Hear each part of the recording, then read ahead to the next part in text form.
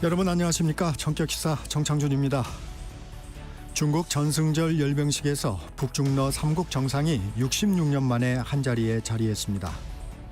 김정은 위원장은 타자 외교 무대에 대비하며 존재감을 과시했고 우원식 국회의장이 김 위원장과 만나 짧은 인사를 나눴습니다.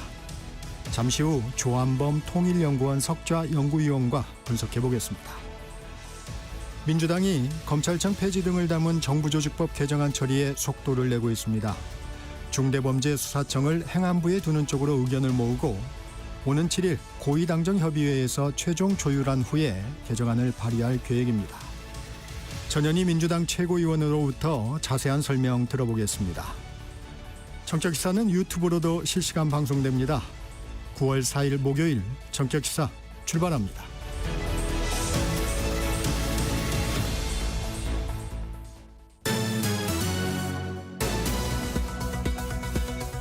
뉴스브리핑 시작합니다. 세계일보 이현미 기자 나와 있습니다. 안녕하세요. 안녕하세요. 북한과 중국, 러시아 정상이 나란히 함께했던 중국 전승절 열병식 소식 알아볼까요? 네, 어제 열린 중국 전승절 열병식에서 북중러 정상은 나란히天安문 막루 위에 오르며 66년 만에 한자리에 섰습니다. 중국은 1945년 일본의 항복 문서를 받은 날을 전승절로 지정해 기념하고 있는데요. 네. 열병식은 어제 오전 8시 30분쯤부터 시진핑 중국 국가주석과 펑리위안 여사가 각국 지도자를 영접하면서 시작됐습니다. 시 주석은 우원식 국회의장을 포함한 각국 귀빈들과 인사를 나눈 뒤 맨 마지막 순서로 등장한 북한 김정은 국무위원장과 블라디미르 푸틴 러시아 대통령과 나란히 섰는데 시 주석을 중심으로 오른쪽에 푸틴, 왼쪽에 김 위원장이 자리했습니다. 네. 국제외교의전 서열에 따르면 오른쪽 푸틴 대통령이 1순위 그리고 김 위원장이 2순위 의전을 받은 겁니다. 네. 이렇게 세 사람이 나란히 서서天安문 막루에 오르면서 1959년 중국 열병식에서 김일성, 마오쩌둥 그리고 니키타 흐루쇼프의 만남이 66년 만에 재현됐습니다. 미국의 패권 질서에 대항하는 세력들이 결집하는 상징적인 장면으로 평가됩니다. 시진핑 주석이 사실상 미국을 겨냥한 연설도 했죠? 네, 시 주석은 어제 연설에서 세계는 다시 평화와 전쟁, 대화와 대결, 상생과 제로섬 사이의 선택에 직면해 있다면서 지금 관세 전쟁으로 국제 질서를 막 흔들고 있는 미국을 사실상 비난했습니다. 네. 그러면서 곧바로 이어진 열병식에서 차세대 첨단 무기를 대거 공개하면서 중국의 힘을 과시했는데요. 이 행사에선 전 세계를 사정권에 둔 둥펑 계열의 중국 대륙간 탄도미사일이 처음으로 공개됐고 6회 공을 아우른 첨단 전력이 총동원됐습니다. 미국을 겨냥한 초대형 무력 시위란 평가도 나왔는데 도널드 트럼프 미국 대통령은 이 열병식이 시작되자마자 미국에 대항할 음모를 꾸미는 푸틴 대통령과 김 위원장에게 따뜻한 안부 인사를 전해달라며 비꼬는 글을 올리기도 했습니다. 북러 회담이 이루어졌고 우원식 국회의장도 김 위원장을 잠깐 만났어요. 네, 우리나라를 대표해 중국 전승절에 참석한 우 의장은 열병식 창간 직전에 대기실에서 김 위원장과 만나서 악수를 했다고 합니다. 우 의장이 7년 만에 만나서 반갑다고 하자 김 위원장은 네라고 짧게 답했다고 합니다. 네. 김 위원장은 열병식과 오찬 리셉션을 마치고 푸틴 대통령과 같은 차를 타고 정상회담장으로 이동했는데요. 푸틴 대통령이 우크라이나 전쟁에 참여해준 북한군을 절대 잊지 않겠다고 하자 김 위원장은 형제의 의무라면서 북러 협력을 강조했습니다. 회담은 2시간 반 동안 이어졌고요. 푸틴 대통령은 김 위원장을 러시아에 초청했습니다. 김 위원장은 시진핑 주석과도 따로 만나서 정상회담을 열 걸로 보이는데 관심을 모았던 북중러 3국 회담은 성사되지 않았습니다. 네. 이를 놓고 중국이 모호하게 3자 관계를 유지해가면서 미국을 자극하지 않고 또 세계 2위 초강대국으로서 위신을 생각해서 지역의 불량 국가들과 약간의 거리를 두려는 거란 분석이 나옵니다. 내란 특검이 어제까지 이틀간 국민의힘 원내대표실에 대한 압수수색을 시도했는데 지금 상황은 어떤가요? 네, 특검팀이 물러간 상태에서 국민의힘은 압수수색을 중단할 때까지 무기한 농성을 하겠다며 반발하고 있습니다. 이틀 전과 달리 어제는 내란 특검팀이 국회 본청 안까지 들어갔지만 국민의힘 의원들이 육탄 방어 결사 저지에 나서면서 압수수색이 무산됐고요. 네. 5시간 넘게 대치한 끝에 결국 특검팀이 저녁 6시 30분쯤 철수했습니다. 국민의힘은 어제 오전부터 긴급 최고위원회의와 의원총회에 이어 규탄대회까지 연달아 열며 저항을 했습니다. 당 원내대표실은 국회 본청 안에 있는데요. 이 앞 복도를 사람이 지나가기 어려울 정도로 의원들이 가득 메운 채 피켓 시위를 이어갔습니다. 국민의힘 추경호 전 원내대표의 임기 전체 자료를 요구하는 건 야당 말살 의도라면서 절대로 압수수색을 허용할 수 없다는 입장인데요. 네. 장동혁 대표는 지난해 12월 3일 저녁 몇 시간 동안 일어났던 일의 진실을 밝히기 위해 원내대표실에 먼지까지 털어가겠다는 건 민주당의 내란 정당 몰이가 얼마나 허무맹랑한 거짓 선동인지 알 수 있다고 말했고, 송호석 원내대표는 압수수색 기간을 추경호 전 원내대표가 당선됐던 2024년 5월부터 영장을 집행하는 오늘까지로 했는데 추 전 원내대표가 무슨 신통력이 있어서 비상계엄 6개월 전부터 계엄을 예상하고 표결 방해 행위를 미리 준비했겠느냐. 압수수색이 무산될 때까지 무기한 농성을 시작하겠다고 밝혔습니다. 네. 국민의힘 지도부는 내란 특검을 직권 남용 혐의로 고발하는 안을 검토하고 있고요. 또다시 압수수색이 진행될 것에 대비해 오늘 오전 9시부터 국회 경내에 비상대기해달라고 의원들에게 공지했습니다. 이틀 전 국회 법사위에서 국민의힘 나경원 의원이 했던 발언 후폭풍이 계속 이어지고 있네요. 네, 나경원 의원이 이틀 전 법사위에서 민주당 이성윤 의원에게 초선은 가만히 앉아 있어라 아무것도 모르면서 라고 했던 발언의 후폭풍이 계속되고 있습니다. 네. 민주당 정청래 대표는 어제 최고위원회의에서 믿고 싶지 않은 역대급 망언이다. 국회의원은 초선이든 5선이든 세비와 월급이 같고 똑같은 의미와 권리를 갖는다. 구태스럽고 썩은 5선보다 훌륭한 초선 의원이 더 많다고 생각한다고 말했습니다. 민주당 초선 의원들은 어제 기자회견을 열고 해당 발언은 단순한 언어폭력을 넘어 국회의원으로서의 기본 예의와 동료에 대한 존중을 저버린 권위주의적인 태도다. 즉각 사과해야 한다고 규탄했고요. 그러면서 민주당 초선 70명의 이름으로 국회 윤리위에 제소하겠다고 밝혔습니다. 네. 이에 나경원 의원도 페이스북 글을 통해 맞섰는데요. 나 의원은 윤리위에 제소해야 할 사람은 내가 아니라 추미애 법사위원장이다. 야당 간사 선임 안건을 독단적으로 제외하고 의사일정도 일방적으로 통보하고 국민의힘 의원들의 발언권 자체를 제한했다고 맞섰습니다. 국민의힘은 나 의원의 초선 발언이 부적절한 건 맞는데 야당 간사 선임 안건을 처리해주지 않은 건 전례가 거의 없는 일이라면서 그런데 그런 상황 대신에 나 의원의 발언만 부각된 게 안타깝다는 기류가 강하고요. 민주당은 어떤 상황에서라도 정치인으로서 부적절한 망언이라면서 패스트트랙 사건, 일명 빠루 사건 피고인인 나 의원의 자격을 문제 삼을 수밖에 없다는 입장을 보이고 있습니다.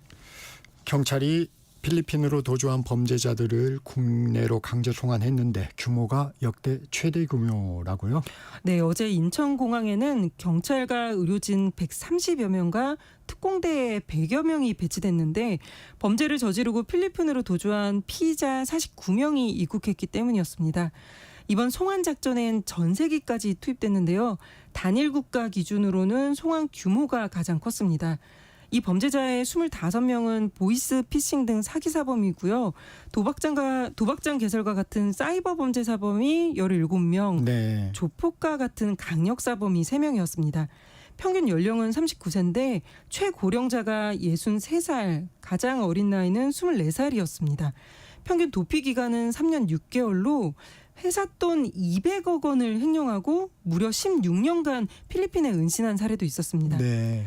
이들로부터 범죄 피해를 당한 우리 국민은 1,300여 명으로 피해액은 605억 원에 이릅니다. 서울 신림동에 있는 식당에서 벌어진 흉기 난동 소식 전해주시죠. 네, 어제 서울 신림동의 한 피자 가게에서 40대 남성이 흉기를 휘둘러서 3명이 사망하는 사건이 발생했습니다. 어제 오전 10시 57분쯤 4명이 칼에 찔려 쓰러져 있다는 신고가 경찰에 접수됐는데요. 경찰이 도착했을 때 현장에는 피해자 3명이 신체 여러 부위에 부상을 입은 채 쓰러져 있었고 가해자도 자해를 하면서 마찬가지로 쓰러져 있었습니다. 가해자는 피자 가게 사장이었고 피해자 3명 중 1명은 프랜차이즈 본사 관계자, 2명은 인테리어 업체 관계자였던 걸로 조사됐습니다. 모두 병원에 옮겨졌지만 결국 가해자를 뺀 피해자 3명이 모두 숨졌습니다.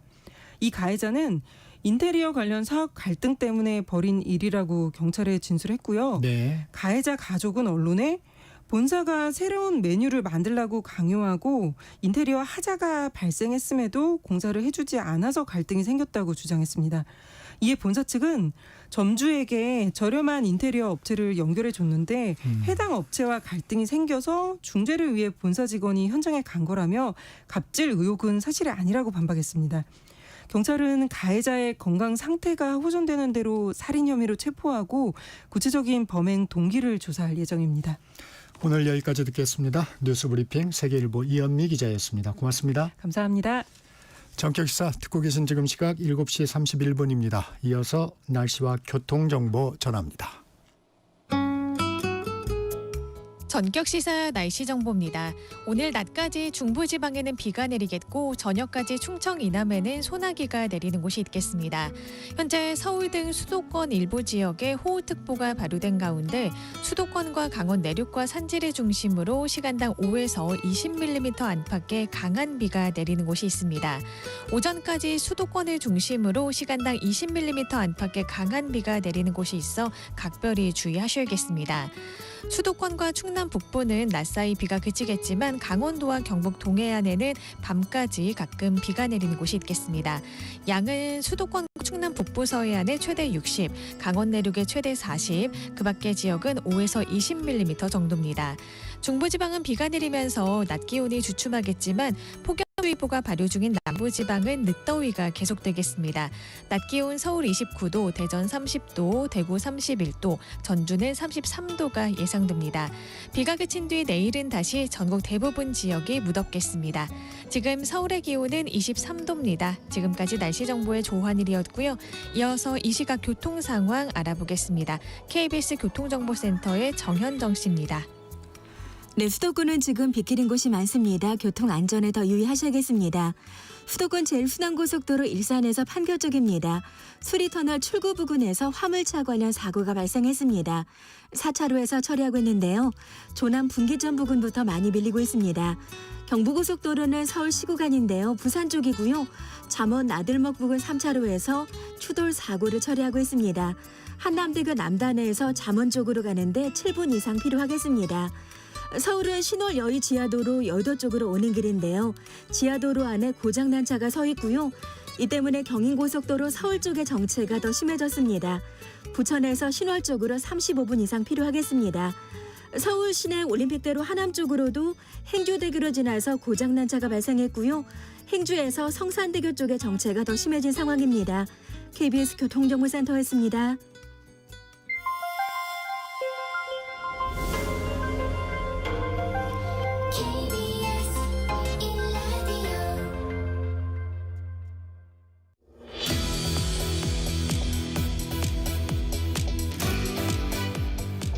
중국 전승절 80주년 열병식 행사에서 시진핑 중국 국가주석의 좌우에 북한 김정은 국무위원장과 푸틴 러시아 대통령이 나란히 앉아 북중러 연대를 과시했습니다. 전격 인터뷰 먼저 조한범 통일연구원 석좌연구위원 자리했습니다. 위원님 안녕하세요. 안녕하세요. 먼저 중국 전승절 열병식 어떤 장면에 좀 주목하셨습니까? 역시 김정은이죠. 우리 입장에서는 26개 정도 나라가 왔거든요. 그러면 푸틴을 포함해서 국력으로 보면 북한이 거의 꼴찌거든요. 그런데 맨 앞에 그러니까 우푸틴 좌정은 셋이 주목을 받았고 그 다음에 열병식 사열 끝나고 이제 분열할 때 네. 그때 처음으로 시 주석을 중국 CCTV가 잡았을 때 김정은 위원장과 대화하는 장면이었어요. 중국에서는 관영 매체가 통제가 되기 때문에 기획이 없이 그런 장면은 안 나오거든요. 아, 의도된 그렇죠. 장면이다. 의도적으로 시진핑 주석이 중국이 북한을 관리하고 배려하는 그런 모습. 그러니까 물론 이제 하이라이트는 중국 건군 80주년에 시진핑 주석의 위용을 드러낸 거죠. 전 세계에. 그러나 우리 입장에서는 중국이 상당히 적극적으로 북한 입장에서는 구애, 또 중국 입장에서는 관리하는 모습이 아주 눈에 상당히 자극적으로 들어왔습니다. 이 자리 배치에 담긴 의미 다시 한번 좀 짚어주시면. 지금 김정은이 그 앞에 설 이유가 없죠. 물론 이제 전통적으로 북중 관계는 거의 뗄래야 뗄 수 없는 네. 특수한 관계이기는 하지만 예를 들면 1959년에 김일성 주석이 갔을 때도 이 마오쩌둥 옆에 한 세 번째, 네 번째 위치했거든요. 오른쪽은 바로 저 왼쪽은 후르쇼프 있고. 네. 근데 지금은 바로 옆에 붙었거든요. 그것도 그 왼쪽에. 그렇게 보면 의전서열로 푸틴 다음이었다. 그리고 오히려 매체에서 보여주는 건 오히려 김정은이 부각됐다. 이렇게 볼 수 있거든요. 그러면은 전략적으로 북한이 북러 밀착으로 중국의 영향력에서 상당 부분 삐져나갔거든요. 네. 어느 정도냐면은 가장 최근에 나오는 우표들, 북한 우표들에서 보면은 중국어보다 노어가 앞에 나와요. 그 정도로 전통적인 북중 관계를 깨고 가장 친근한 모스크바, 항상 이렇게 김정은이 표현하거든요. 네. 가장 친근한 곳은 중국이어야 되거든요. 그 정도면 북한을 전략적 자산, 미중 전략 경쟁에서 완충지대, 버퍼존으로 생각하는 중국으로서는 상당히 불편했고, 그렇기 때문에 올 초까지만은 최악이었어요, 북중 관계. 너무 나갔다고 생각하니까 이제 중국이 관리하는 거고, 또 하나는 지금 김정은 푸틴의 세컨드 라운드, 2라운드가 상당히 가시화되고 있거든요. 트럼프 대통령이 올해 안에 만난다고 그랬고, 네. 입만 열면 김정은을 얘기하거든요. 네. 지금 트럼프 대통령의 외교안보 셈법에서 남은 건 북한이에요. 러우 전쟁은 시간은 걸리지만 휴전 모드로 가고, 중동도 이제 거의 끝나가고요. 여기다가 트럼프 대통령이 보너스도 몇 개 챙겼거든요. 인도 파키스탄 중재, 그다음 태국 캄보디아 중재, 아르메니아 아제르바이잔 이 난제도 중재했어요. 그러면 북한 문제만 해결하면 이건 트럼프 대통령 오매불망 노벨상으로 가거든요. 거기다 북한도 지금 북러 밀착했지만 경제는 최악이고, 지난해 3.1~2% 성장했지만 그거는 토목건 국가주도지 민간 경제는 악화되고 있거든요. 네. 그 다음에 북러 밀착으로 인한 북중 관계 악화 이런 거를 본다 그러면은 지금 미국과의 근본적인 문제를 타결하지 않으면 미래가 없다는 걸 잘 알고 있을 거예요. 대북 제재로 북한 대외 교육이 한 95%가 묶여 있거든요. 우리가 95% 묶여 있으면 나라 망한 거죠. 그러니까 아닌 것 같지만 사실은 김정은의 마지막 그 엔드 스테이트 셈법은 트럼프다. 그리고 트럼프가 적극적으로 구애를 하니까 제가 보기에는 시기가 중요한 게 아니라 조건만 맞으면 만날 거다. 왜냐하면 김정은 부부장이 7월 29일 날 담화를 냈을 때 북미 접촉은 미국의 희망사항이다 그랬지만 뒤에 다른 얘기가 나오거든요. 새로운 사고, 다른 접촉 출로를 모색하라 이렇게 조건을 걸거든요. 그건 이제 비핵화를 전제로 하지 않는 그걸 의미하는 겁니다. 그렇죠. 그러니까 비핵화를 요구하지 않으면 나온다는데 그럼 비핵화 안 하느냐? 그것도 아닙니다. 왜냐하면 2018년, 19년으로 우리가 시큐를 돌려보면 그때 4.27 판문점 회담 일주일 전에 북한이 자체적으로 전원을 열어서 자발적 핵 동결을 선언합니다. 핵실험 안에, ICBM 발사 안에, 풍계리 핵실험장 폭파에. 이게 자발적 모라토리엄 핵 동결이거든요. 더 이상 안 한다. 미국에 대한 공격 능력 갖추지 않는다. 그다음에 4.27 판문점, 6.12 싱가포르 회담 선언문에 보면 북한의 완전한 비핵화라는 표현이 안 들어있어요. 자세히 들여다보면. 한반도의 비핵화라고 애매하게 들어있습니다. 그다음에 2019년 2월에 하노이에 가서는 북한 핵 프로그램 전체가 아니라 일부인 영변 핵단지를 내놔요. 요걸 합치면 핵 동결 핵군축, 즉 스몰들입니다. CVID 완전한 비핵화가 아니고 그때 이미 그걸 했어요. 그러니까 부분 비핵화, 부분 제재 해제. 근데 그 부분 제재 해제가 사실상 다 해제거든요. 그때 이미 시도했기 때문에 비핵화라고 명분은 우산은 그렇게 그림은 안 쓰지만 들어가서는 그 스몰 딜은 할 수 있다는 그 의도거든요. 그러면은 북미가 이해관계 딱 맞거든요. 미국은 여기서 중단시키고 미국에 대한 공격 능력은 막고 북한은 이 상태에서 부분 비핵화하고 완전한 비핵화는 아니니까요. 얻을 건 없고 문제는 우리죠. 그러면 이제 북한의 핵을 부분적으로 인정하는 거니까 우리는 이제 북핵 위협에 노출되는 상황. 요 그림인데 요걸 입구로 삼는다면 만일에 이재명 대통령이 3단계를 했거든요. 동결, 축소, 비핵화. 요 입구를 형성해서 출구까지 간다면 우린 동의하겠다는 얘기를 이재명 대통령이 얘기한 거고. 근데 이제 김정은 셈법은 이 입구에서 머물고 싶겠죠. 더 안 가고 싶겠죠. 동결해서. 그렇죠. 그러니까 일단 여기에 셋은 의견이 일치가 될 수 있다. 그러니까는 북미가 만날 가능성은 높고 시간이 아니라 조건만 맞으면 언제든 만날 수 있는 거죠. 지금 이제 중국과 북한의 입장 의도를 조금 분석해 주셨는데 러시아는 이번에 어떤 효과를 좀 기대할까요? 러시아는 사실 이번에 조금 울며 겨자 먹기였을 거다. 왜냐하면 어차피 지금 북한의 도움이 필요하니까 그러니까 휴전을 해도 북한이 필요합니다. 왜냐하면 전선이 너무 넓어졌기 때문에 우크라이나 영토 점령을 유지하려면 병력이 필요해요. 북한 병력이. 또 휴전을 하면 전투가 격화하거든요. 땅 차지해야 되니까. 그럼 그래도 또 북한 병력이 필요해요. 그러니까 휴전으로 가도 북러 협력은 계속 간다. 그런데 지금 자기들에게 밀착해 있던 김정은을 중국이 좀 끌어당기고 있거든요. 그럼 기분은 안 좋죠.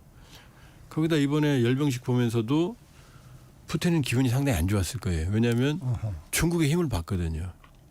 중국과 러시아는 협력만 하는 게 아니라 긴장 관계도 같이 있어요. 러시아의 부대 배치도를 보면 70%에서 80%는 유럽 쪽 나토 우크라이나에 있고 나머지 20%는 의외로 중국과의 접경 지역에 있습니다. 그게 이제 중국과 러시아의 한계거든요. 거기 그런 중국의 그런 군사력의 실체를 받고 자기는 코피 터지는데 거기다 지금 중화민족주의를 떠들었거든요. 시진핑이. 그럼 지금 중화민족주의는 왜 무섭냐면 지금 거대한 땅 연해주, 아무르주, 하브롭스크주가 1858년 아이온 조약, 1860년 베이징 조약, 아편 전쟁 와중에 러시아가 사실상 뺏어간 땅이거든요. 중화민족주의는 바로 여기에 대한 위협을 의미하거든요. 그러니까 푸틴으로서는 어쩔 수 없이 받아들인 거지 즐거운 행보는 아니었을 거다. 그러니까 지금 2시간 반 동안 남의 나라 가서 김정은이랑 지금 회동을 한 거 아닙니까? 지금 북중 정상회담 아직 안 열렸어요. 그러니까 푸틴으로서는 사실은 아주 즐거운 행보는 아니었고 북한이 필요하니까 그 중국 가서도 북러 협력에 대해 다지기 위해서 장기간 협상을 했다. 아마 오늘 정도에는 북중 정상회담이 열리지 않을까 싶어요. 그러면 북중러 정상이 함께 반미 연대의 모습은 모였지만 속내들은 그렇게 이 연대가 공고히 진행될 가능성은 좀 그러니까 회의적이군요. 예, 신냉전 구도 그건 너무 나간 겁니다.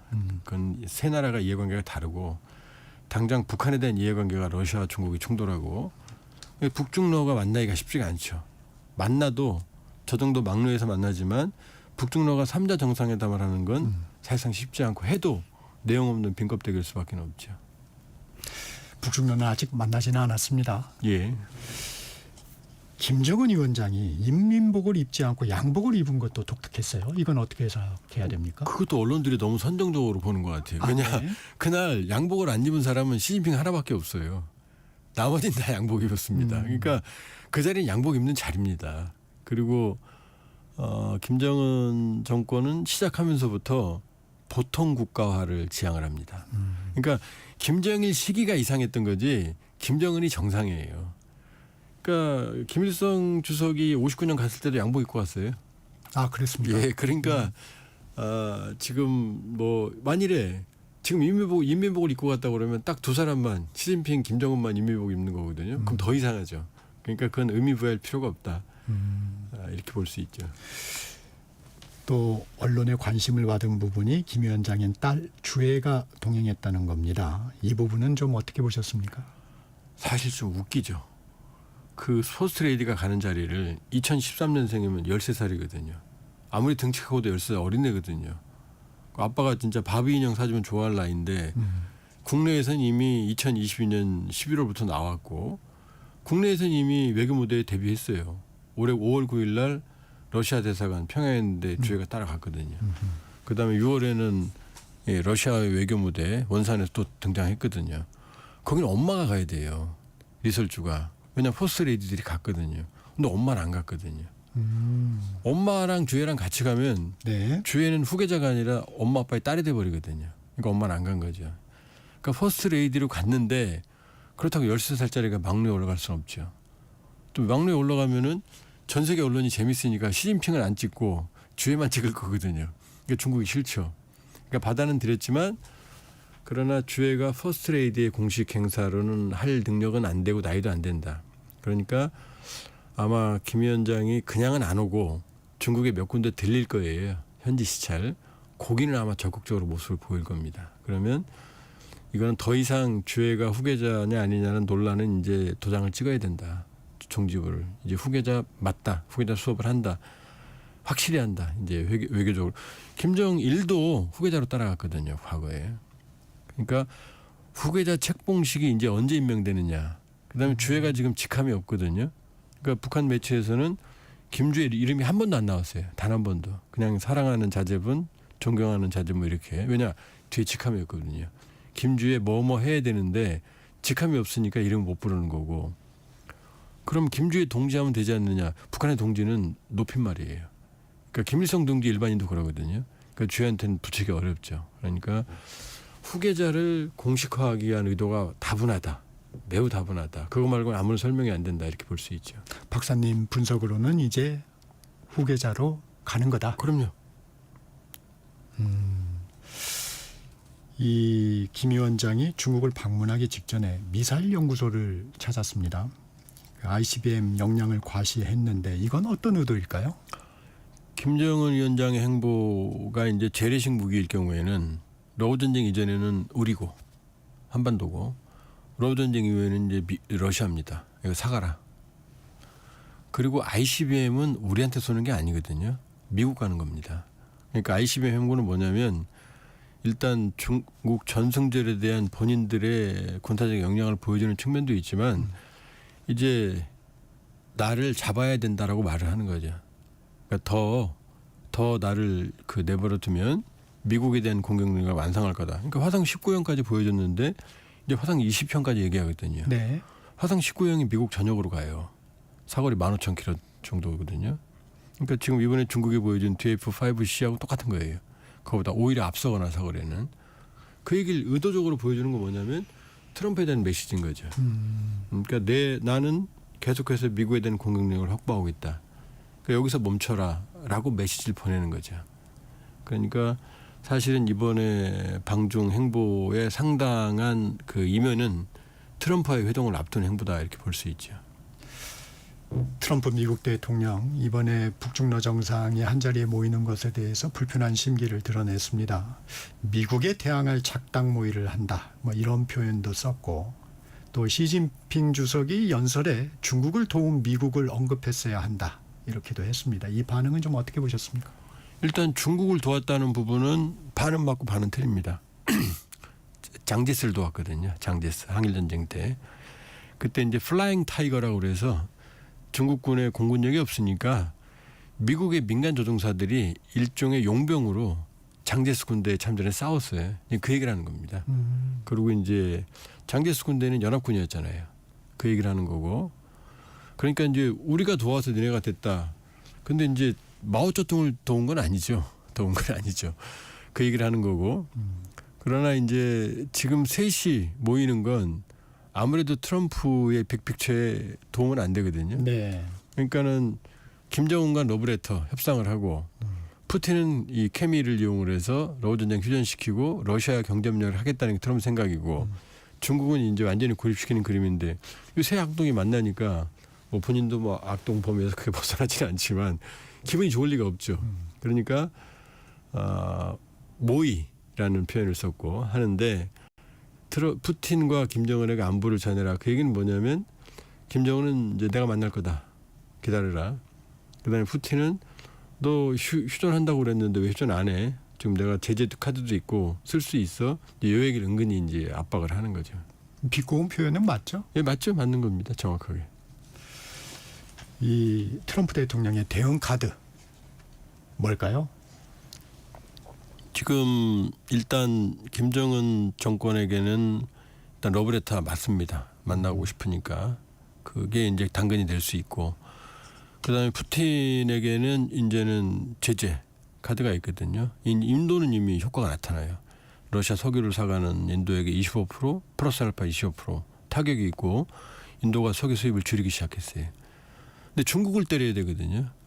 근데 중국을 때려야 되는데 중국은 아직 관세도 타결이 안 됐어요. 계속 유예거든요. 왜냐? 서로 비수를 가지고 있거든요. 그러니까 트럼프 대통령의 특징은 뭐냐면 강약 약강입니다.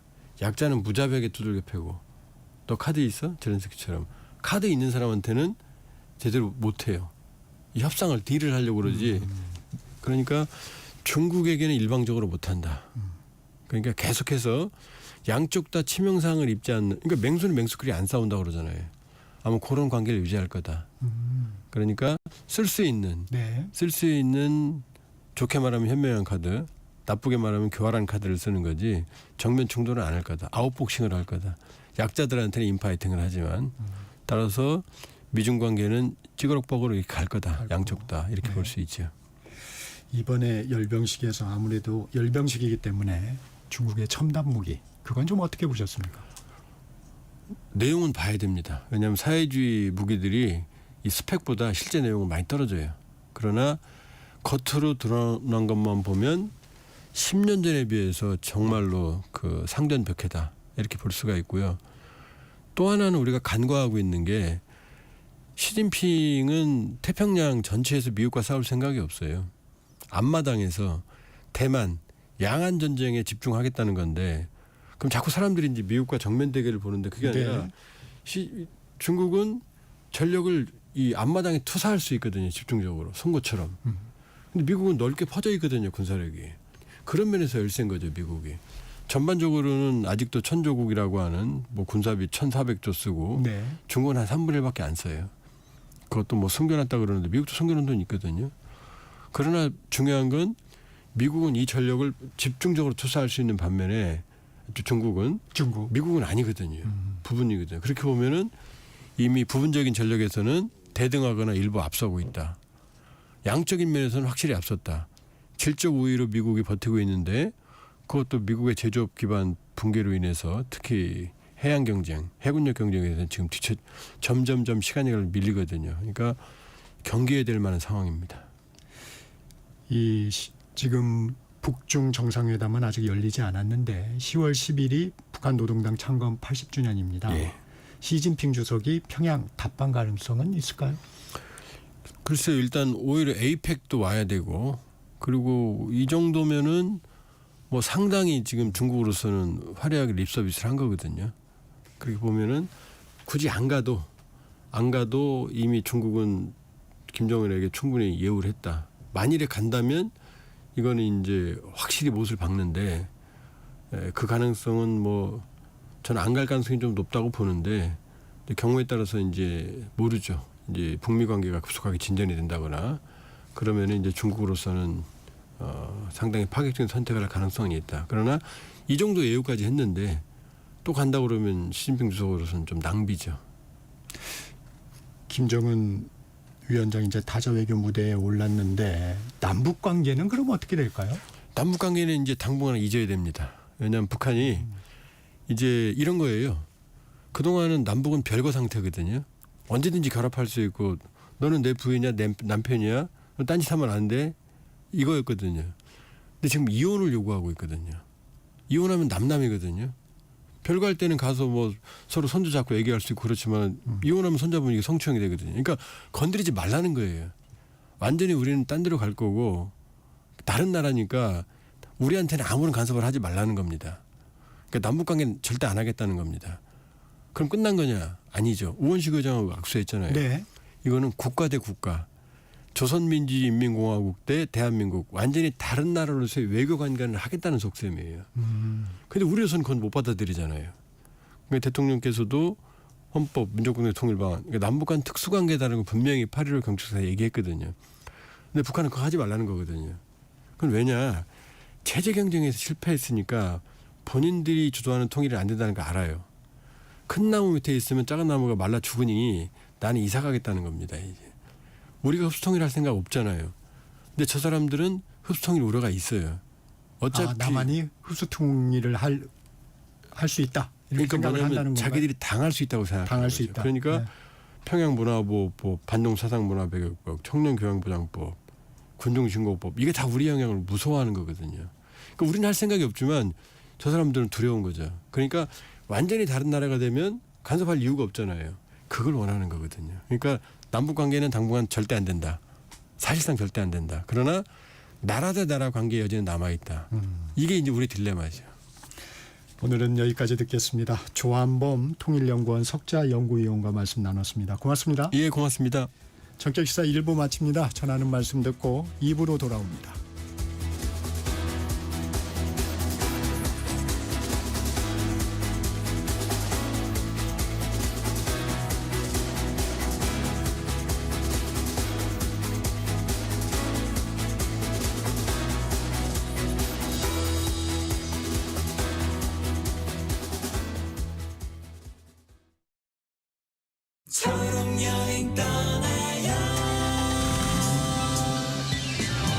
안녕하세요. 하의 슈퍼라디오 DJ 하입니다.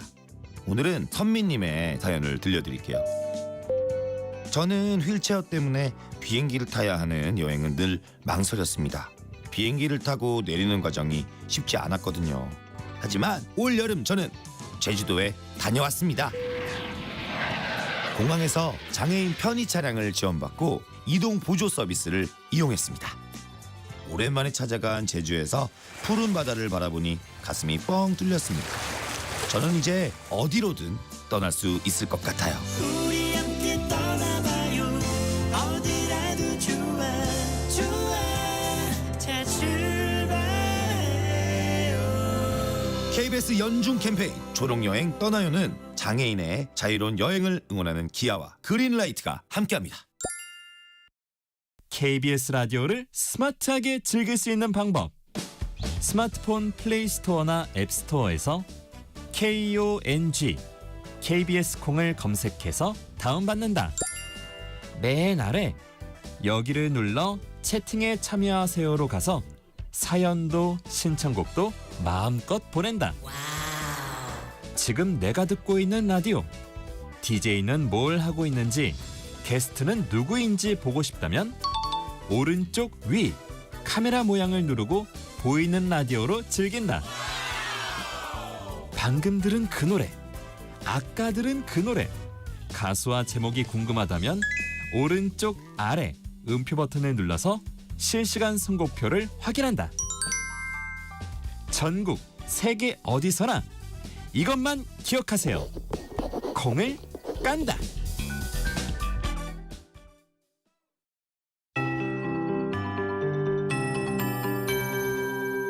KBS 58분 날씨. 출근길에 우산 챙기셔야겠습니다. 오늘 중부지방을 중심으로는 비가, 남부를 중심으로는 소나기가 내리겠습니다. 현재 경기도 의정부와 양주에는 호우주의보가 발효된 가운데 수도권과 강원, 충남 북부에 5에서 20mm의 비가 내리는 곳이 있습니다. 특히 오전까지 수도권을 중심으로 시간당 20mm 안팎의 강한 비가 내리는 곳이 있어 각별히 주의하셔야겠습니다. 비는 오후에 대부분 잦아들겠지만 동해안은 밤까지 이어지는 곳이 있겠는데요. 비의 양은 수도권과 충남 북부 서해안에 최대 60, 강원 내륙과 산지에 최대 40, 그 밖의 지역은 5에서 20mm가 예상됩니다. 오전부터 저녁 사이 충청 이남 지역에는 5에서 60mm의 소나기가 내리는 곳도 있겠습니다. 비나 소나기가 내릴 때 짧은 시간 동안 강하게 쏟아질 수 있어 주의하셔야겠습니다. 오늘 중부지방은 대체로 흐리고 남부지방과 제주도는 구름 많겠습니다. 경남 해안과 경북 남부 동해안에는 바람도 강하게 불겠습니다.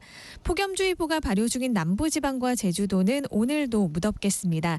한낮에 서울이 29도, 대전 30도, 대구는 31도, 전주는 33도까지 오르겠습니다. 주말에는 전국 대부분 지역에 비가 내리겠습니다. 현재 서울의 기온은 23도입니다. 조하늘입니다.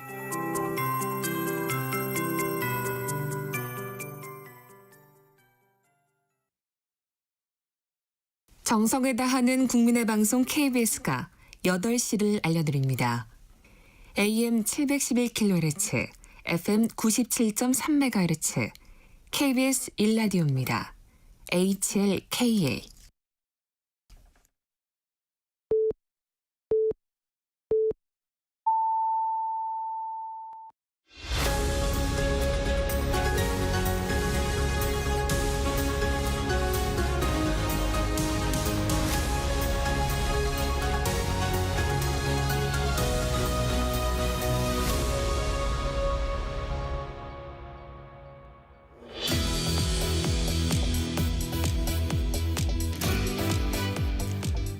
성격 인터뷰, 이번엔 더불어민주당 3대 특검 종합대응특위 총괄위원장이자 당 최고위원이신 전현희 의원 만나보겠습니다. 의원님 어서 오세요. 안녕하세요. 어제 당 의원총회가 열렸습니다. 이 검찰개혁 관련 정부조직법 개정안 논의가 있었는데 중대범죄수사청 행안부 산하에 두는 안으로 의견이 모아진 건가요? 네, 지금 현재로는 당정청 대화를 계속하고 있는데요. 어제 의총에서는 일단 법무부로 가자는 의견은 개진하는 의원님들은 없었습니다. 네. 그래서 전반적으로 행안부로 의견을 모아지고 일부는 총리실이나 다른 기관에 이제 두자 뭐 이런 말씀을 하시는 분들도 계셨습니다. 이 법무부 산하에 두면 어떤 우려가 있는 겁니까? 지금 이제 기존의 검찰 개혁의 가장 중요한 명제가 수사는 경찰이, 기소는 검찰이, 이게 그래서 권한을 분산시키자, 이게 네. 대전제였거든요. 근데 법무부에 만약에 중수청을 둔다면 이 대전제에 이제 차질이 생기는 거고요. 그리고 무엇보다도 법무부라는 하나의 기관에 공소청과 중수청을 두었을 때 아무리 이제 권한을 분산시키고 네. 그 양쪽에 교류나 뭐 이런 이제 여러 가지 협의할 가능성을 배제를 한다 하더라도 한 기관에서 법무부 장관이라는 그런 이제 하나의 기관장이 이 양쪽을 다 지휘를 할 수 있는 이런 가능성이 있는 거잖아요. 그리고 또 검사라는 이런 기존의 법무부를 중심으로 하는 검찰 조직이 이 부분이 이제 뭐 어떤 절차나 민주적의 정당성이 아직도 정리가 되지 않았고 검찰의 영향력이 여전히 있을 거다 이런 우려가 있는 거죠. 그래서 원칙적으로 수사와 기소의 완전한 분리를 위해서는 다른 기관으로 가는 게 맞다. 이런 이제 의견들이 많은 것 같습니다. 근데 사실 이제 그 부분이 약간 논란이 됐던 게 예를 들면 경찰 또 중수청 또 국가수사본부 이게 1차 수사기관이 다 행안부에 몰리는 게 권한이 너무 집중되는 거 아니냐 또 이런 우려가 있었잖아요. 네, 맞습니다. 사실 경찰 특히 행안부 쪽에 지나친 권한이 집중되는 게 아니냐. 그리고 그동안의 검찰의 폐해 못지않게 경찰의 폐해도 상당히 많은 그런 상황인데 경찰을 믿을 수가 없다. 그래서 경찰에 너무 지나친 권한과 힘을 주는 것은 그것은 오히려 국민들에게 불편을 끼치는 거 아니냐. 이런 지적들도 많은 건 사실입니다. 근데 지금 이번에 정부 조직을 개편하는 것은 일단 수사와 기소의 완전한 분리, 그것을 위해서 검찰에서 수사 기소하는 기관이 동시에 있는 것은 그 명제에 맞지 않다.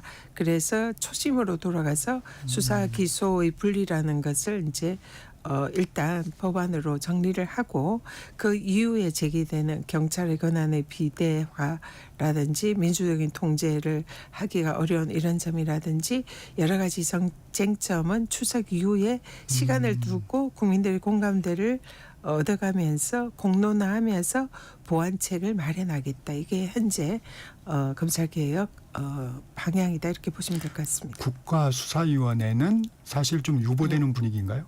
지금 현재로는 그런 방향입니다. 일단 국가수사위원회가 지금 수사기관이 뭐 공수처나 중수청이나 국수본 여러 기관으로 흩어져 있는 상황에서 국민들께서 도대체 어느 수사기관으로 가서 내 수사를 받아야 되는지 고발을 어디로 해야 되는지 이런 여러 가지 혼선이 빚어질 수 있습니다. 그리고 각 기관 사이에도 어떤 기관의 이기주의나 이런 걸로 서로 수사를 하겠다 아니면 서로 수사를 하지 않겠다 이럴 때에 국가수사위원회라는 총리실 산하의 기관이 그래서 조율하고 또 권한을 이렇게 조정하는 그런 역할을 하는 기관을 두자 이것이 애초에 생각이었는데요.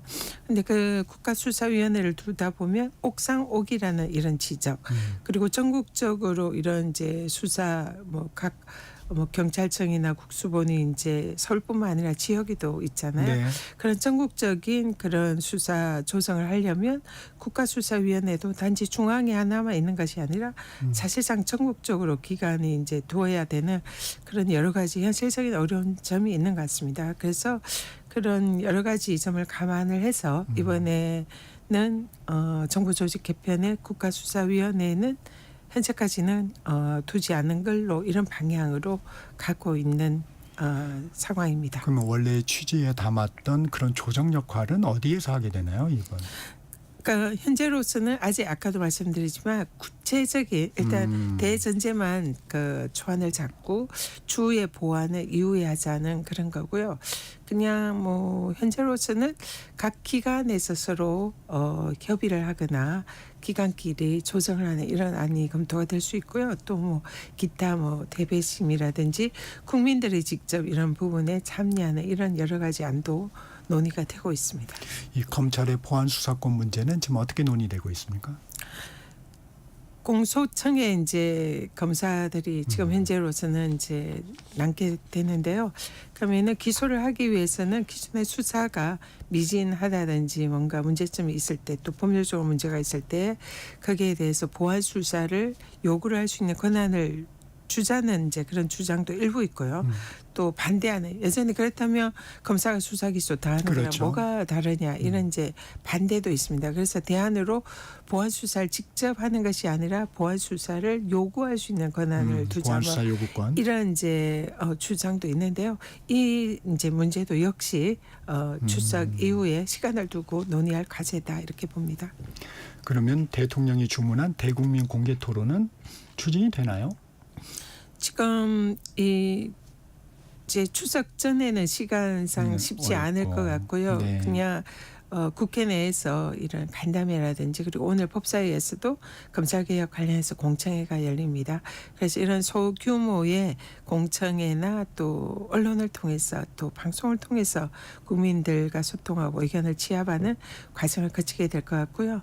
그리고 이런 이제 수사 기소 분리를 체계를 갖추면 추석 이후에는 이것은 공론화 과정을 거쳐서 국민들이 직접 참여할 수 있는 여러 가지 형태로 이 수사 기소 분리에 대한 보완책을 가다듬어야 된다 이렇게 생각합니다. 그러면 정부조직법 관련해서 이 검찰개혁과 관련하는 사안은 7일 고위당정협의회에서 사실상 정리가 된다고 보면 되겠습니까? 네, 어제 이제 민주당의 의총을 거쳐서 어느 정도 가닥을 잡은 상황이고 어제 또 민주당 지도부가 최고위에서 이 문제를 논의를 했습니다. 그래서 상당수 쟁점이 정리가 되고 있는 이런 수순이고요.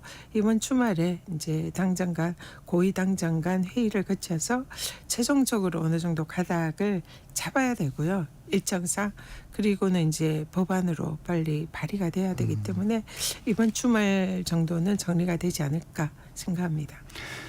25일 본회의 처리가 목표인데 이제 정부조직법 틀이 이제 완성이 되면 구체적으로 이제 공소청 설립법이라든가 중수청 설립법 이런 구체적인 이제 검찰개혁 법안들이 성안이 돼야 될 텐데 어떤 부분을 가장 유념하고 계십니까?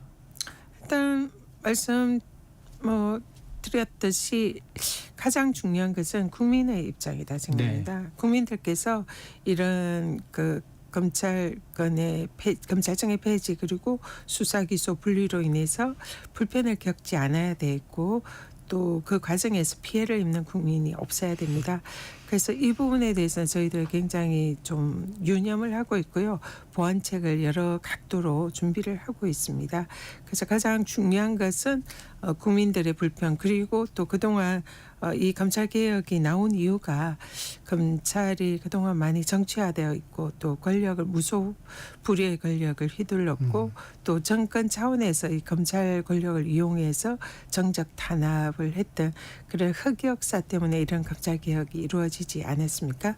그래서 이 부분에 대해서 다시는 검찰에 의한 경찰도 마찬가지입니다. 어떤 특정 수사 권력에 의해서 그 권력을 악용해서 정치에 개입하고 정적을 탄압하는 이런 일이 없도록 제도를 통해서 잘 구현을 하는 것이 가장 중요한 과제다 이렇게 생각합니다. 사실 국민들 입장에서는 형사사건이 얼마나 좀 빨리빨리 좀 처리가 되는지 그리고 수사기관과 막 혼선은 좀 없는지 그리고 수사 역량 좀 믿을 수 있는지 이런 부분에 좀 보완책들이 좀 많이 됐으면 좋겠습니다. 네, 그런 부분 유념해서 빈틈이 없도록 잘 챙기겠습니다. 주제를 좀 바꿔보겠습니다. 윤석열 전 대통령의 체포영장 집행과정 담은 CCTV 열람하셨습니다. 어떻게 네. 보셨습니까? 네. 많은 분들께서 이제 윤석열 전 대통령의 속옷 차림 그 체포영장 집행 거부 이 부분을 궁금해하시고 또 그걸 보러 들어간 거 아니냐 이렇게 이제 말씀들을 하시는데요. 실제로 그렇지는 않습니다. 저도 그렇고 대부분의 법사위 의원들이 그 부분에 대해서 굉장히 좀 국민들 보기에 부끄럽다. 그리고 세계 국격을 추락하는 그런 모습이 아니냐. 그래서 이제 사실 그것보다는 구치소 내에서 이루어지는 여러 가지 불법상 특혜 소지 그리고 이 체포영장 집행을 사상 초유로 서울구치소에서 처음 있는 일이라고 합니다. 집행을 거부한 것이. 그래서 그런 과정에서 불법은 없었는지 이걸 확인하기 위해서 들어간 거고요. 그 과정에서 이제 그 속옷 저항을 확인을 한 셈인데요. 굉장히 좀 참담하고 부끄러웠습니다. 그래서 공개 여부에 대해서는 이 우리 법사위 의원들 대부분의 입장이 그 속옷 저항하는 모습은 공개를 안 하는 게 좋겠다. 그는 국격 추락의 소지도 있고 적어도 대한민국의 대통령을 한 그런 사람이 그런 부끄러운 모습을 이렇게 바깥에 공개하는 것은 나라 망신이다. 그런 입장을 대체로 같이 했고요. 그렇지만 이제 두 번 체포영장을 집행을 네. 했지 않습니까? 첫 번째는 속옷 저항 부분이 이제 전체 거의 대부분이었고요. 두 번째 부분은 처음에 속옷 저항을 하다가 변호인을 접견을 하겠다 하면서 이제 수의를 입고 바깥으로 나왔습니다. 그리고는 출정 과장실에 이제 들어가서 변호인들 3명과 앉아서 체포영장 집행을 거부하는 부분이 있는데요. 그 부분을 저는 사실은 그 부분이 정말 좀 많이 화가 났습니다. 네. 이 체포영장 집행이라는 것은 윤석열 이제 전 대통령이 검사 시설을 가장 많이 했던 거 아니겠습니까? 그래서 누구보다 그 법을 지켜야 되고 그게 따라야 된다는 걸 잘 아는 그런 사람이 거기에 그 법기술을 부리면서 뭐 내 몸에 손대지 마라. 체포영장 집행을 이걸 하는 건 불법이다. 여기에 응하지 않겠다. 이렇게 하는 모습 그걸 굉장히 고압적인 태도와 자세로서 오히려 교도관들을 훈계하듯이 이렇게 하면서 마치 자기가 아직도 대통령이냐 그렇게 하는 이런 모습이 정말 분노를 자아내는 그런 모습이더라고요. 그래서 그런 부분에 대해서는 사실 법사위 의원들이 야 이런 건 공개를 해야 되지 않느냐 이런 쪽의 의견들이 많았거든요. 그래서 물론 이제 자기 자신은 좀 억울하다 생각을 할 수도 있겠지만 그렇지만 그런 것은 법의 절차 내에서 다퉈야 되는 것이고 그걸 법의 집행의 공권력에 처음부터 거부하면서 응하지 않은 것은 매우 문제가 많은 모습이다 이런 생각이 들었습니다. 그러면 공개 여부에 대해서는 뭐 부분적으로 공개할 수는 있는 상황인가요? 어떻습니까? 물론 이제 법사위에서 의결을 해서 그 CCTV 자료 요구를 해서 저희들이 받아서 법사위에서 상임위에서 이제 공개를 하는 방법은 현재로서 가능은 합니다. 그러나 우리 법사위에서도 이 부분에 대해서 논의를 많이 했고요. 지도부에서도 논의를 했는데 아직은 여러 가지 그런 사유, 국민들의 알 권리도 중요하지만 이건 나라 망신일 수 있고 국격이 훼손될 수 있다. 그래서 이런 부분에 있어서는 조금 신중하게 검토해야 되는 거 아니냐. 이런 이제 지금 현재는 그런 입장에 있습니다. 이 구치소 특혜 여부도 좀 현장 검증을 좀 하신 부분인 것 같은데 어떤 부분이 좀 윤 전 대통령이 특혜를 받고 있다고 보고 계십니까? 일단 구치소에서 그 접견 시간의 특혜입니다. 통상은 9시부터 4시까지 접견, 변호인 네. 접견이 이루어진다고 합니다. 근데 윤석열 씨의 경우에는 밤 11시까지 한 경우도 있었고요. 9시 45분. 그러니까 접견 시간을 넘어서 접견을 한 경우가 다수 존재했습니다. 이거는 네. 사실상 구치소장의 허락이 없으면 할 수가 없는 거거든요.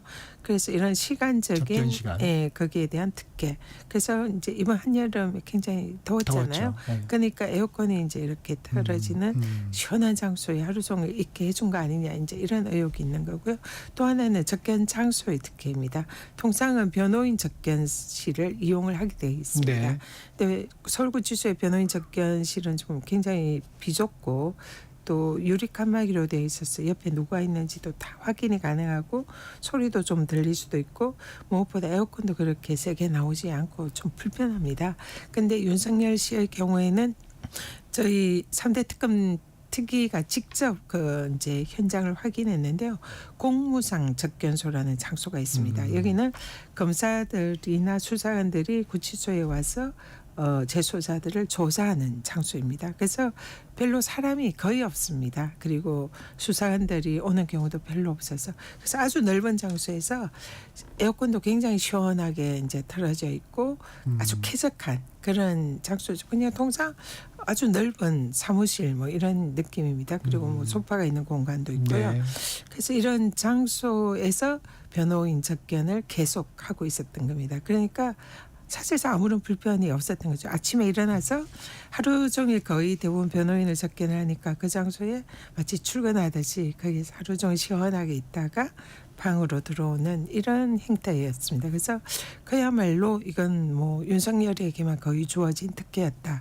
이런 걸 확인을 했고요. 그 외에도 인원, 뭐 변호사들이 하루에도 뭐 수십 명 뭐 이렇게 변호사들이 그래서 거의 접견만 신청을 해놓고 그 접견 장소에 와서 쉬게 해주는 그런 형태가 아니었나 이런 생각이 들고요. 그리고 또 사실상 공범으로 의심이 되는 그런 대통령실 관계자, 국민의힘 의원들 뭐 여러 그런 이제 실제로 특검의 수사 대상인 사람들이 다수 1차 구속 기간에 장소 변경 접견이라는 이제 그런 명목하에 접견을 이루어지 이런 것도 확인했고요. 그래서 굉장히 윤석열 씨에게만 서울구치소에서 많은 특혜를 제공했구나 하는 것을 저희들이 현장 검증에서 확인을 했습니다. 그건 구치소장의 재량인가요? 구치소의 재량입니다만 그 재량이 단지 한 사람에게만 주어졌다면 그것은 법적으로 문제가 있는 거죠. 내란 특별재판부 도입 여부를 놓고 논란입니다. 위원장께서는 특별재판부 필요성을 자초한 책임은 법원에 있다 이렇게 말씀을 하셨어요. 어떤 배경입니까? 맨 처음에 이제 지기현 재판장이 윤석열 씨에 대해서 석방 취소, 구속 취소 결정을 했지 않습니까? 그런데 그 사유가 시간으로 계산해서 구속 기간이 도과를 했다는 겁니다. 근데 시간 계산이 역시 마찬가지로 윤석열 씨에게만 적용을 시킨 사상 초유의 일이었습니다. 그리고는 그 이후에 다시 일 계산으로 돌아갔죠. 그러니까 윤석열을 위해서 사실상 적용하지 않았던 사상 초유의 시간 계산이라는 그 계산을 해서 석방을 시킨 이것이 그냥 일반 국민들에게 주어지지 않는 특혜죠. 근데 그것을 법원에서 사법부의 판사가 있다는 이 점에서 사법부의 공정성과 또 국민들의 사법부에 대한 불신을 자초한 그런 측면이 있고요. 그리고 그 이후에 조희대 대법원장과 대법관이 이재명 우리 이제 전 대표에 대해서 지금 대통령님에 대해서 1심, 2심에서 이제 무죄 결정을 했지 않습니까? 2심 판결에서. 그런데 그 대법원에서 이것을 최단기 무죄였죠. 이번에 이제 제가 기록을 법원에서 자료를 받아봤는데요. 그냥 최단기간 내에 통상 대법원에서 이런 전원합의체 판결을 하려면 굉장히 시간이 많이 걸리는데 가장 빠른 시간 내에 이 그 파기환송 결정했습니다. 그것도 무죄 취지로. 그리고 그 수십만 장에 달하는 재판 기록도 제대로 읽지 않고 그런 결정을 했다고 대법원이 스스로 인정을 했고요. 그래서 이게 2심에서 그렇게 판사들이 오랜 기간 동안 기록을 읽으면서 재판을 하면서 어렵게 법리를 맞춰서 했던 그 결정을 대법원에서 거의 뭐 총알같이 이거는 유죄야 하면서 기록도 제대로 읽지 않고 파기환송을 한 것은 이것은 당시에 이재명 대표의 대선 출마 자격을 대법원이 박탈하려고 한 것 아니냐. 대법원이 정치에 개입한 거 아니냐. 그래서 이거는 사법 쿠데타다. 이런 비난이 당시에 있었죠. 매우 높았습니다. 그래서 대법원이 이렇게 정치에 개입하는 그런 모양새를 자초해서 했고 그 이후에도 또 특검이 이 내란 종식을 위해서 수사를 이제 열심히 효능감 있게 하고 있는데 그 특검의 수사를 번번이 맥을 끊고 사실상 방해했다고 보이는 그런 각종 영장 기각들, 결정적으로는 내란에 있어서 매우 중요한 역할을 했을 것으로 의심이 되는 한덕수 전 총리에 대한 구속 영장 기각, 이런 일련의 상황이 국민들에게 법원이 내란에 대해서 종식시킬 그런 책임감 있는 역할을 하는 것이 맞나, 오히려 내란 세력들을 감싸는 거 아니냐, 이런 이제 의구심을 자아내면서 사법 불신을 초래한 거죠. 그러다 보니까, 그리고 재판 지금 1심의 내란 재판도 통상의 경우와 달리 굉장히 아주 지연을 시키고 있습니다. 박근혜 전 대통령의 그 국정농단 재판에 비교할 때 지금 지기현 재판장이 하고 있는 재판은 이거는 말도 안 되는 이런 굉장히 지연을 하고 있어서, 저러다가 또 윤석열이 구속기간 만료로 또 석방이 되는 거 아니냐, 이런 이제 국민들의 불안까지 지금 제기가 되는 거죠. 그렇기 때문에 이 내란 재판을 정말 책임감 있게 역사적인 사명감을 가지고 그 내란 종식의 중대한 그 막중한 그것을 직접 할 책임자로서 최후의 보루로서의 사법부의 역할을 제대로 할 재판부가 필요한 거 아니냐, 이런 이제 국민적 요구가 당연히 제기가 되는 것이죠. 근데 위원장님께서 그 공정성을 의심받는 판사들에 대해서 어떤 조치를 하게 되면 내란 특별재판부까지 필요하지 않겠느냐, 또 이런 의견도 말씀하셨어요. 어떤 의미입니까? 네, 그 이제 말씀은 제 개인적인 생각이고요. 당에서는 지금 내란 전담 재판부가 필요하다, 이게 이제 지금 주류로 그 방향으로 실제 가고 있는 상황입니다. 그렇지만 이제 제 개인적으로 또 법사위 의원으로서 법 속에 몸담은 그런 일원으로서 이 부분은 사법부가 먼저 그 결자 해지해야 되는 거 아니냐. 그러니까 국회에서 입법으로 가기 전에 사법부가 스스로 그런 막중한 내란 종식에 한 그 종결을 지켜야 되는 책임감 있는 기관의 입장에서, 최후의 보루라는 입장에서 스스로 그런 책임감을 자각하고 지금 법원에서 여러 가지 국민들의 불신을 받고 있는 이런 문제를 해결하는 이런 모습을 보인다면 굳이 이런 법으로까지 갈 필요가 있겠냐라는 제 개인적인 생각입니다. 개인적인 의견이었다. 네. 천대엽 법원행정처장은 이 국회가 내란 전담 재판부의 어떤 판사 임용이나 이런 부분에 관여를 하는 건 사법부에 대한 독립 침해다, 이런 입장도 좀 냈습니다. 어떻습니까? 사법부의 독립 침해의 이제 소지 때문에 저희 민주당에서도 이제 굉장히 신중하게 입장을 보이고 있고, 이제 네. 저도 그런 전제 조건을 말씀을 드린 건데요. 그렇지만 입법적으로 그래서 얼마든지 보완이 가능하고 해결이 가능합니다. 일단은 지금 저희들이 뭐 내란 특별 재판부를 만드는 것도 헌법이나 법률에 아무런 이제 위헌 소지가 없는 거고요. 헌법에는 각급 법원의 구성은 법률에 의해서 구성한다. 그래서 법원 조직법에 의해서 각급 법원을 구성을 할 수가 있습니다. 그래서 현재에서도 위헌 소지는 없지만 특별 법원이 아니고 네. 그냥 법원 내 네, 조직으로 법원을 설치, 이제 그 전담하는 재판부를 설치를 할 수 있는 거고요. 또 거기에 대해서 저희들이 이제 그런 불안의 이제 소지를 국민들이 제기를 하시면 내란 전담 재판부로 그런 법원 내에서 내란 사건만을 전담하는 이런 재판부를 얼마든지 둘 수가 있거든요. 그래서 그런 형태를 할 수 있고, 그 재판부를 구성하는 데 있어서도 만약에 뭐 국회가 그 재판부 구성에 관여한다든지 이런 문제가 사법권 독립 침해 소지가 있다면 이 부분에 있어서도 또 얼마든지 법원을 존중하는, 법원이 자정 의지만 있다면 충분히 가능하거든요. 그런 재판부를 구성하는 것이 가능합니다. 그렇기 때문에 뭐 위헌 소지는 지금으로서 전혀 없는 거고요. 재판부의 구성에 있어서도 뭐 얼마든지 그런 이제 사법부 독립을 존중하는 그런 재판부 구성이 가능하다, 그런 말씀드립니다. 중요한 것은 사법부의 내란 종식의 의지이고요. 헌정 질서를 바로 세우는 일입니다. 그리고 법치주의를 바로 세우는 일이고요. 그래서 사법부가 정말로 방관자가 아니라 그것을 직접 수행해야 되는 최후의 보루의 책임자다. 이것을 자각하고 책임감을 실천하는 것이 의지가 중요하다, 이렇게 생각합니다. 의원님이 특검대응 총괄위원장이시기도 한데 특검법 개정안 법사위 소위를 통과했습니다. 근데 좀 저희가 관심 있게 본 게 내란 재판 1심 TV 중계를 의무화했어요. 이건 어떤 배경입니까?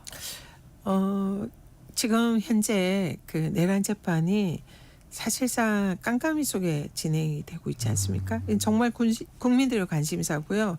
자칫하면 온 나라가 비상계엄하에 전 세계에서도 사실상 유례를 찾아보기 힘든 그런 검찰 독재 국가에 이어 군사 독재 국가로도 전락할 수 있는, 그래서 자유와 민주주의가 완전히 이렇게 사라질 수도 있는 그런 절체절명의 위기 상황이 그날 내란의 밤이었다 생각합니다. 그때 민주당 의원들과 야당 의원들이 계엄을 해제를 하지 못했다면 지금 어떤 나라가 됐을까 정말 생각하기도 끔찍하잖아요. 근데 그런 중차대한 그 비상계엄과 내란의 상황에 대해서는 이건 국민들이 피해자입니다. 국민들께서 직접 보실 권리가 있고요. 그것은 당연한 국민들의 권리이고 그것을 국민들에게 공개하는 것은 의무다 생각합니다. 그런 내용을 담은 법이다라고 이해를 해주시면 될 것 같습니다. 1심에 한정되는 겁니까? 지금 아마 1심, 2심 다 아마 공개지 않을까 네. 생각합니다. 위원장님이 또 하신 얘기 중에 하나 더 궁금해서 여쭙니다. 오세훈 서울시장, 유정복 인천시장, 김진태 강원지사 등 국민의힘 소속 광역자치단체장을 언급하면서 내란 가담 여부에 대해서 진상규명이 필요하다고 했는데 이건 어떤 배경이에요? 그 비상계엄 당시에 행안부가 전국 각 지자체에 청사 폐쇄와 비상회의를 소집하라는 그런 지시를 내렸습니다. 그래서 그게 전국 지자체에 하달이 됐고요. 그때 이제 사실 그걸 지시한 이상민 장관의 경우에는 지금 내란의 중요 책임자로 현재 감옥에 있지 않습니까? 그래서 그런 행안부의 지시에 각급 지자체가 만약에 그것을 따르고 이행을 했다면은 이것은 내란에 사실상 동조한 행위가 아니냐는 거죠. 그리고 실제로 그때 당시에 조선일보인가 그 유력 보수 언론 그리고 네. 많은 또 언론들이 그 내용을 보도를 했습니다. 당시 조선일보 기사에 보면 그 방금 이제 문제가 제기된 그런 광역 지자체에서 청사를 폐쇄하고 비상회의를 소집했다 이런 이제 언론 보도가 있었습니다. 정확하게 그대로 적시가 되어 있습니다. 그래서 이렇게 행안부에서도 지시를 했고 그리고 각 광역 지자체에서 그것을 지시를 이행을 해서 청사를 폐쇄하고 비상회의를 소집했다는 이런 이제 언론 보도들이 있는 상황에서는 그러면은 여기에 대해서는 진상을 규명을 해서 각 지자체들의 이 내란의 동조한 행위에 대해서는 반드시 진상을 규명을 해야 된다. 그래서 특검 수사를 촉구를 한 것이고요. 실제로 그 당시에 그 경기도 김동연 지사의 경우에는 즉각적으로 행안부 지시를 거부한다. 그리고 비상계엄을 찬성하지 않는다는 입장문을 바로 낸 걸로 알고 있습니다. 그렇기 때문에 이런 부분에 대한 조사가 필요하다. 그런 주장이었습니다. 여기까지 듣겠습니다. 지금까지 전현희 더불어민주당 최고위원이었습니다. 고맙습니다. 감사합니다. 전격시사 2부 여기서 마치고요. 잠시 전하는 말씀 듣고 3부로 돌아옵니다. 잠시 후 8시 반부터 일부 지역국에서는 해당 지역 방송을 보내드립니다. 워렌 버핏은 가치 투자, 필립 피셔는 성장주 투자, 피터 린치는 장기 투자. 방법은 달라도 목표는 하나. 성기영의 경제쇼가 성공의 길로 안내합니다. 깊이 있게, 명쾌하게, 지금 이 시대 경제에 관한 모든 것을 알려드립니다. 평일 오후 4시 5분 성기영의 경제쇼와 함께하십시오.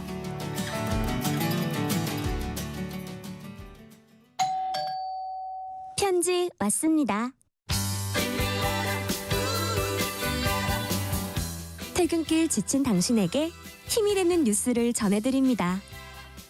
매일 저녁 5시 5분 당신과 함께 읽는 세상 이야기 KBS 1라디오 뉴스레터 K 지금 시각은 8시 30분입니다. KBS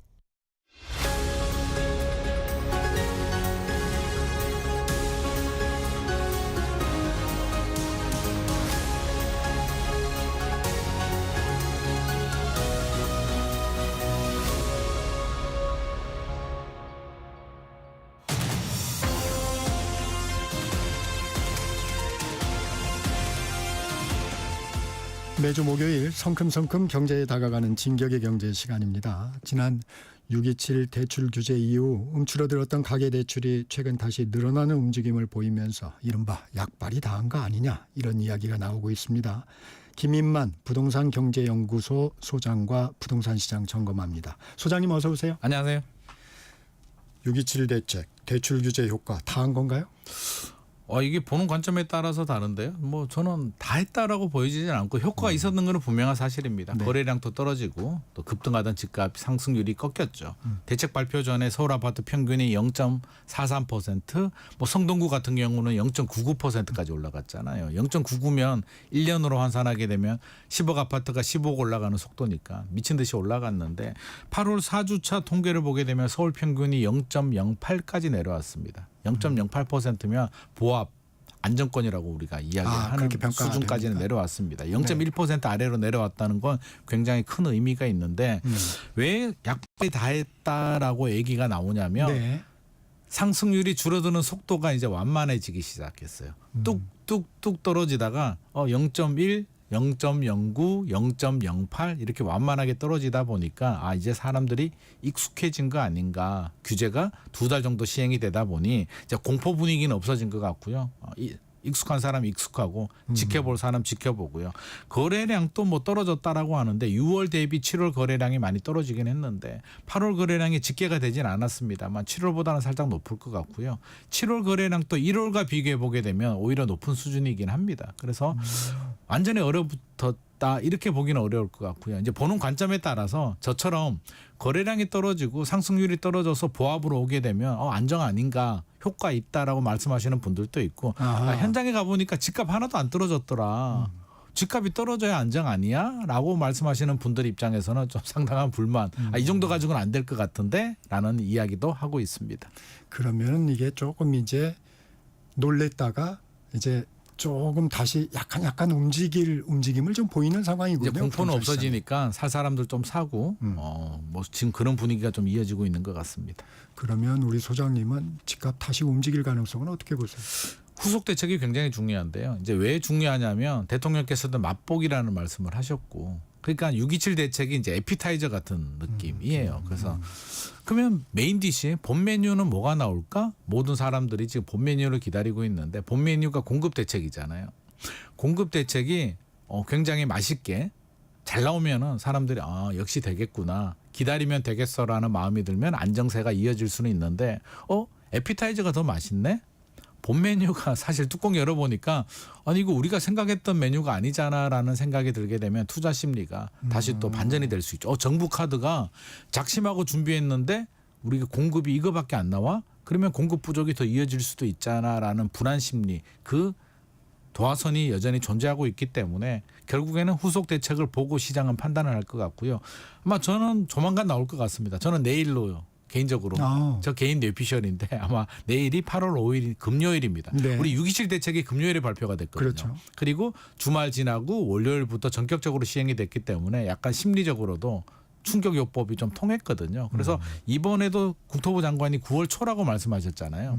9월 초가 9월 1일에서 9월 10일 사이인데요. 네. 금요일 내일, 금요일 9월 5일을 넘어서게 되면 이제 9월 8일이 월요일이잖아요.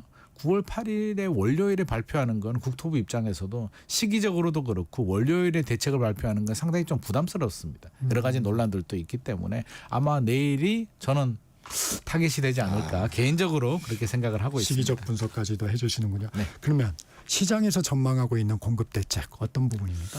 일단 시장에서도 전망하고 있고 국토부에서도 지금 뾰족한 카드가 나오기는 어렵습니다. 제가 국토부 장관이라도 안 되는 공급 카드가 나올 수는 없는 거고요. 지금 예상하고 있는 시장에서 예상하고 있는 또 국토부가 이야기하고 있는 대책 내용을 보게 되면 핵심은 3기 신도시가 될 것 같습니다. 역시 3기 신도시가 문재인 정부 2018년에 발표를 했는데 생각보다 속도가 좀 빠르진 않잖아요. 그래서 속도를 좀 빨리 단축하는 어떤 부분. 지금 인천 계양과 부천 대장은 토지 보상이 끝났습니다. 그래서 속도를 상당히 단축할 수는 있는데 고양 창릉은 문화재 문제가 좀 있는 것 같고요. 하남 교산과 남양주 왕숙은 군부대 이전이라든지 몇 가지 이슈가 있는데 일단 그런 걸 빨리 정리하고 저는 그런 부분을 좀 주문하긴 했습니다. 회의 가가지고. 일정을 단축하는 것도 중요한데 우리 공감이 중요하잖아요. 네. 지금 단기적으로 심리가 중요하니까 구체적으로 남아있는 일정들에 대한 로드뮤를 좀 제시해달라. 로드맵을 좀 알려달라. 그냥 국민들은 언제 뭐 예를 들어서 그렇죠. 올해 언제 내년에 입주하느냐. 몇 블럭이 언제 분양을 하고 입주는 네. 언제 가능하냐라는 계획이라도 좀 구체적으로 알려주게 되면 국민들한테 상당한 효과가 있다. 그래서 입주는 몇 년이 걸리더라도 좀 로드맵이라도 제대로 알려주는 게 좋겠다라는 주문을 했는데 그 로드맵이 나올지는 우리가 좀 지켜봐야 될 것 같고요. 일단 3기 신도시가 핵심이고요. 네. 뭐 재건축 재개발 정비 사업 같은 경우 용적률을 좀 올려주겠다. 네. 대신 용적률을 올려주는 대신에 뭐 공공주택이라든지 기부 체납은 받을 겁니다. 그리고 비아파트 공급을 좀 늘리겠다. 또 유유부지들 좀 더 발굴하겠다. 이런 내용들이 들어가 있고요. 지금 서리풀 지구 있잖아요. 작년에 발표했던 그린벨트 푼 2만 가구 정도의 강남에 2만 가구가 나오고 의정부 용현지구도 있고요. 뭐 의왕 에도 물량들이 나오는데 그 부분에 대해서 명확하게 짚어주고 추가로 그린벨트를 더 풀겠다라는 내용들도 포함이 될 것 같습니다. 도심 유유부지 그린벨트 풀면 뭐 국공유지 개발 뭐 이런 얘기들이 나올 것 같은데 이게 좀 실효성이 좀 있을까요? 그 공간이 그렇게 많지는 않을 것 같은데. 많지는 않은데 국토부 입장에서는 뭐 총력 투쟁을 하는 분위기는 맞고요. 그래서 많은 노력을 하는데 중요한 건 이제 국민들이 그 노력을 인정해주고 또 공감을 해주고 아 이렇게 하면 그러니까 내년에 공급 물량이 줄어드는 거는 우리가 알겠어. 하지만 앞으로 기다리면 공급이 나올 수 있겠구나라는 희망이 있으면 우리 국민들은 기다립니다. 우리가 내년에 집을 못 사서 뭐 큰일 나는 건 아니잖아요. 불안한 이유는 앞으로 계속 집값이 올라가고 공급이 부족하면 영원히 내 집을 마련 못할 것 같은 두려움 때문에 우리가 불안한 거니까 결국에는 그 공감할 수 있는 부분에 대해서 얼마나 좀 가려운 걸 긁어주고 안심할 수 있느냐가 포인트가 될 것 같습니다. 그래서 공급 대책을 그냥 옛날처럼 발표만 하고 몇만 호 숫자 발표만 할 것이 아니라 국민이 공감할 수 있는 내용 앞서서 말한 것처럼 구체적인 로드맵을 제시해 준다든지 청약 같은 경우는 청약 뭐 예전에 그 2기 신도시, 동탄 신도시나 판교 분양할 때는 이게 합동 분양을 했거든요. 시범단지 왕창 페스티벌처럼 1차 왕창 이렇게 분양하면서 분위기를 좀 띄운 부분이 있기 때문에 저는 이번에도 합동 분양 좀 가지고 와서 청약 페스티벌 같은 거라도 좀 열어준다면 또 국민들이 상당히 공감을 하지 않을까. 이게 사실 이벤트도 좀 필요하거든요. 그래서 저는 이벤트도 좀 필요하다는 말씀 드리고 싶습니다. 이 3기 신도시의 첫 입주는 언제쯤 될 것 같아요? 지역에 따라서 다른데요. 가장 빠른 데가 인천 계양입니다. 그래서 인천 계양 같은 경우는 2028년 정도로 예상을 하고 있는데 그것도 첫 단지고요. 네. 나머지 부분이 다 입주를 하려면 한 5년 정도 걸립니다. 그럼 2033년, 2035년까지도 이어질 수 있기 때문에 정부는 그 일정을 얼마나 단축하고 구체적인 로드맵, 분양 일정 이런 게 좀 구체적으로 좀 나와줘야 국민들도 2026년, 2027년, 8년 나는 요때 여기 분양을 할 거야라는 계획을 세울 수가 있기 때문에 그런 계획들, 로드맵을 제시하는 게 중요한 포인트가 될 것 같습니다. 소장님 그 아까 불안감도 얘기해 주셨는데 이 서울 집값 상승의 불씨가 항상 남아 있는 이유는 뭐예요? 당장은 공급 부족이고요. 저는 시장 흐름을 좀 우리가 좀 읽어야 되는데 문재인 정부 때와 지금은 좀 다른 것 같습니다. 우리 2020년, 2021년에 집값 상승에 대해서 아마 정부도 트라우마가 있는 것 같아요. 근데 왜 다르다고 말씀드리냐면 2020년, 2021년 상승은 전국적인 상승이고요. 코로나 팬데믹 때 유동성이 풀렸고요. 서울 같은 경우는 2015년부터 이 상승장이 이어졌는데 지금도 이제 상승장, 상승기라는 표현을 많이 쓰는데 저는 그 표현이 틀렸다고 봅니다. 왜냐하면 올 상반기에 집값 올라간 데가 어디입니까? 서울의 한강벨트 일부 지역과 과천, 판교, 분당 핵심 지역들 고가 지역들만 올라갔지 나머지는 전체적으로 올라가지 않았습니다. 이거는 양극화예요. 상승장이 아니라 저성장 경기 침체가 들어가면서 불안한 시장의 유동성이 특정 지역으로 쏠림 현상이 발생하는 양극화 문제를 우리가 상승장으로 좀 착각하는 것이 아닌가라는 생각도 좀 들어요. 그래서 정책 당국자들도 2020년처럼 똑같이 생각하지 말고, 물론 공급이 부족한 것은 사실이에요. 그래서 공급은 꾸준하게 늘려주되 이 양극화 문제를 어떻게 바라보고 어떻게 해결할 것인가, 수요 분산을 어떻게 할 것이며, 이런 문제에 대해서도 다각도로 좀 검토가 필요할 것 같습니다. 그런데 전세 대출 규제 문제도 나오고 있습니까?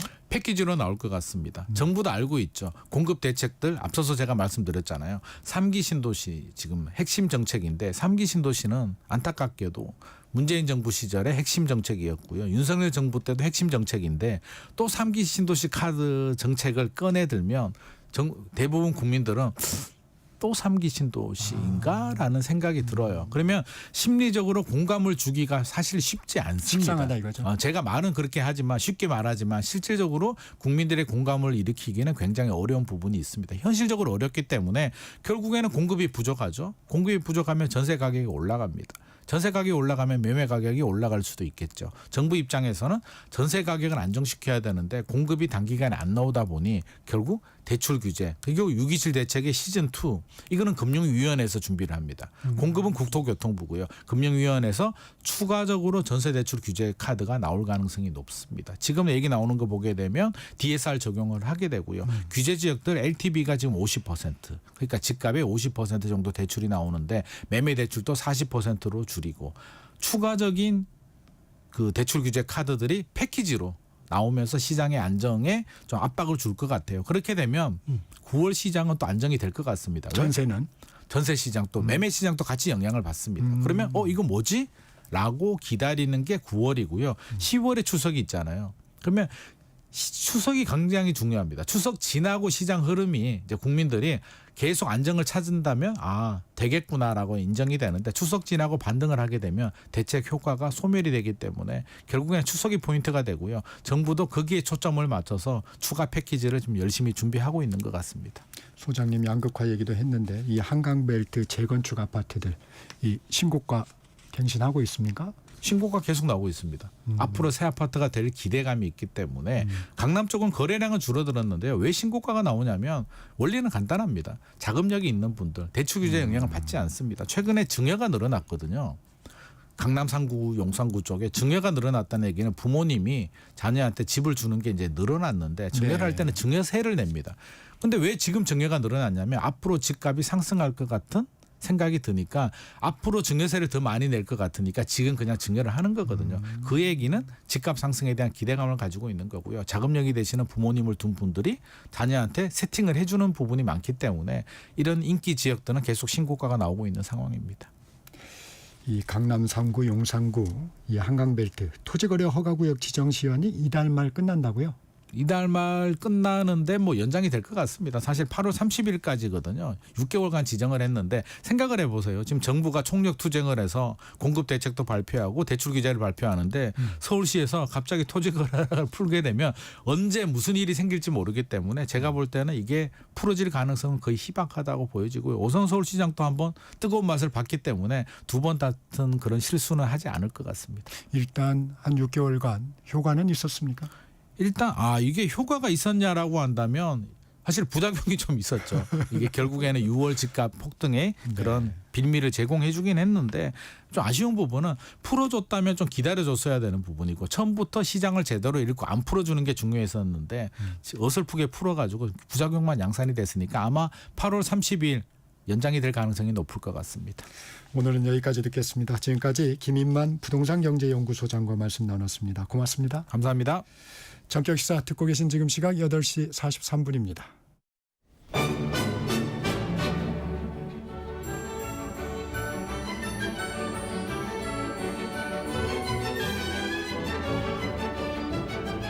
KBS 1라디오 정통 시사 프로그램 전격시사, 정치자의 눈으로 질문하겠습니다.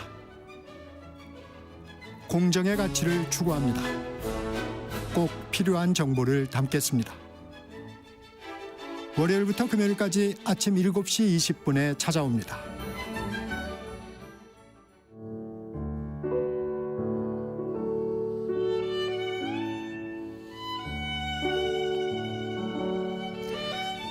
매주 목요일 문화 이슈를 다루는 문화 이슈 김원식 문화평론가 나와 있습니다. 안녕하세요. 네, 안녕하세요.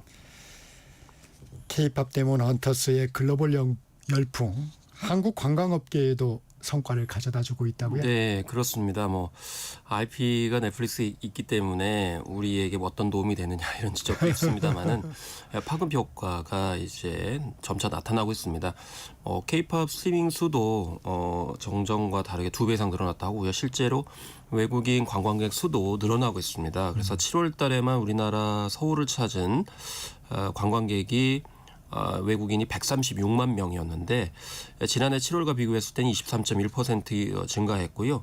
코로나19 이전인 2019년 7월과 비교했을 때는 18.2% 증가했습니다. 주목할 점은 캐대현, K-팝 데몬 헌터스가 6월 22일 날 공개가 됐거든요. 근데 4월 달에는 134, 5월 달에 128, 6월 달에 127만 명 이렇게 외국인 관광객의 감소세를 보이다가 7월에 들어서서 갑자기 136만 명으로 급등을 했기 때문에 이 작품에 직접적인 영향력이 있다 이렇게 분석할 수가 있겠고요. 네. 국적별로 보면은 2019년 동기 대비 싱가포르가 64.4, 대만이 44%, 미국이 40.6, 인도네시아 34 이렇게 돼서 중국과 일본 중심의 그런 관광객이 많았는데 지금 국적 다양화 현상이 뚜렷해지고 있습니다.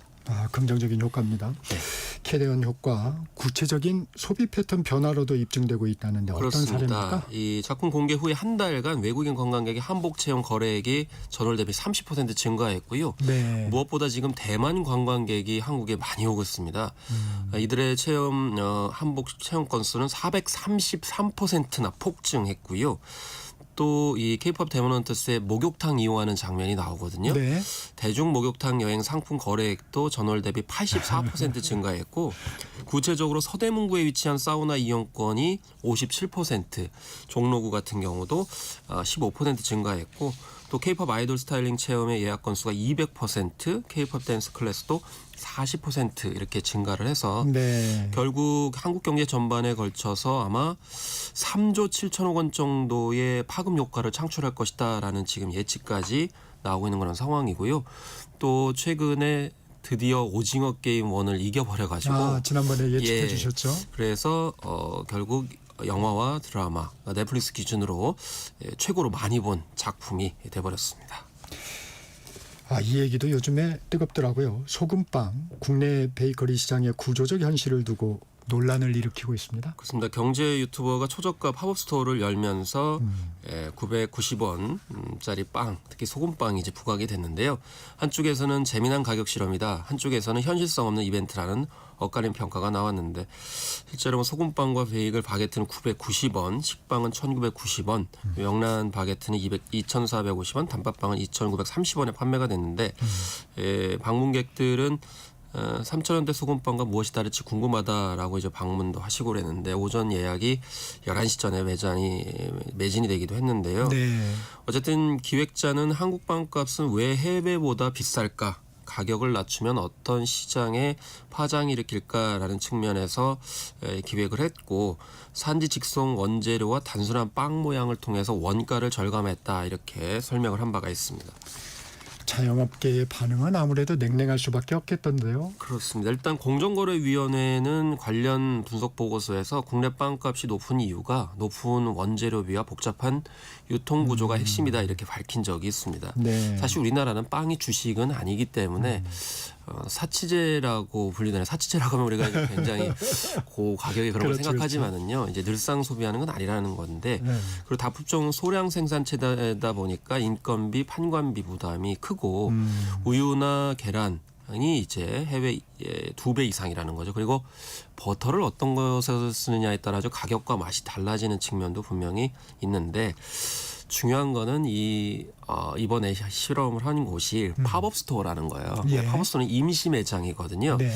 그러면 임대료, 인건비, 제세 공과금 이런 것 당연히 산입이 안 돼 있을 거고 그다음에 프랜차이즈 빵집도 많거든요. 그럼 프랜차이즈 빵집은 본사에 수수료를 내야 됩니다. 네. 그리고 대부분이 아마 지금 분석이 되는 것이 본사의 식재료 값이 굉장히 비싼 것으로 되게 나오거든요. 그러니까 팝업 스토어를 가지고 빵을 파는 것하고 항상 매장을 운영하고 직원까지 고용했고 자기 인건비까지 생각할 경우에는 한국에선 빵값은 저렴한 것이 과연 타당한가, 여기에 대해 이제 자영업자분들이 얘기를 하는 거고, 또 자기 건물에서 하느냐 또 임대로 그렇죠. 하느냐에 따라서 이제 다르기 때문에 좀 구조가 복잡하다. 다만 유통 구조는 좀 개선의 여지가 필요한데 이거는 참 매번 반복되지만 잘 개선이 되지 않아서 이런 점들에 대한 논쟁점은 계속 일으켜줬다고 보겠습니다. 네.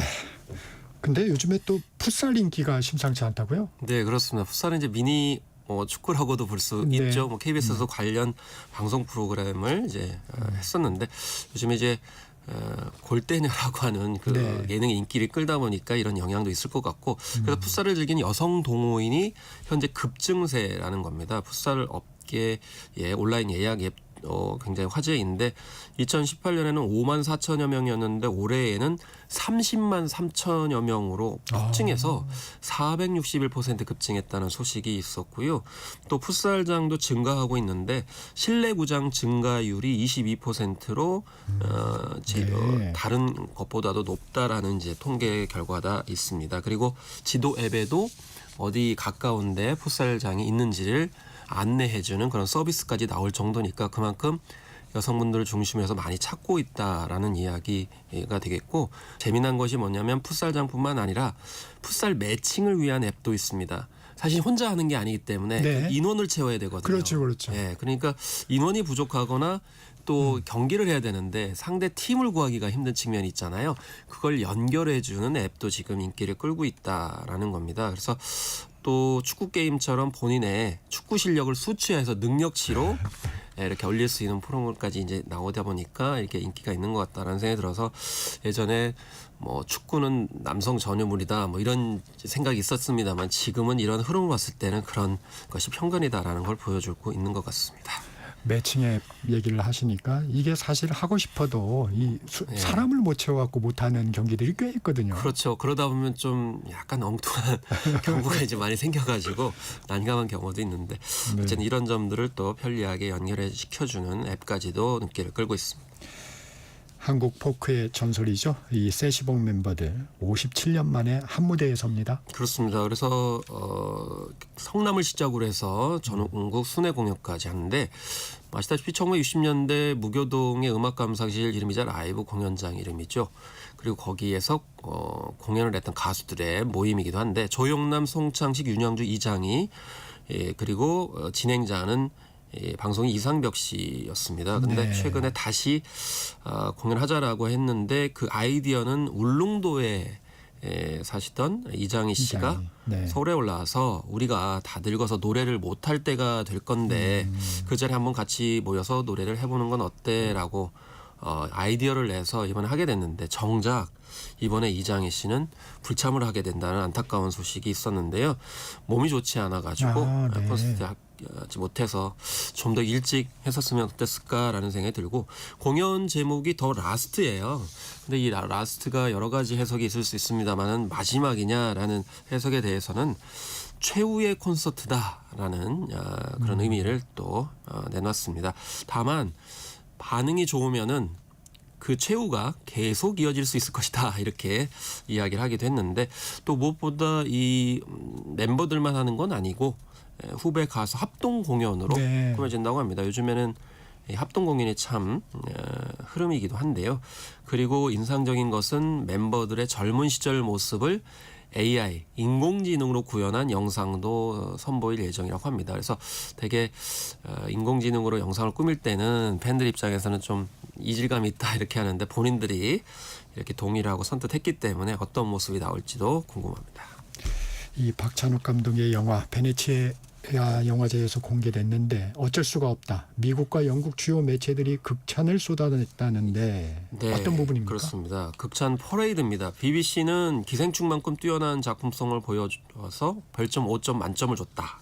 그러면서 경제적 불안을 다룬 암울하면서도 웃긴 코미디를 공개해서 세계적인 히트작이 될 거다 이렇게 평가를 했고, 미국의 버라이어티지도 해고의 광기를 풍자한 황홀할 만큼 재미있는 블랙 코미디로 베네치아 영화제 경쟁력을 빛냈다.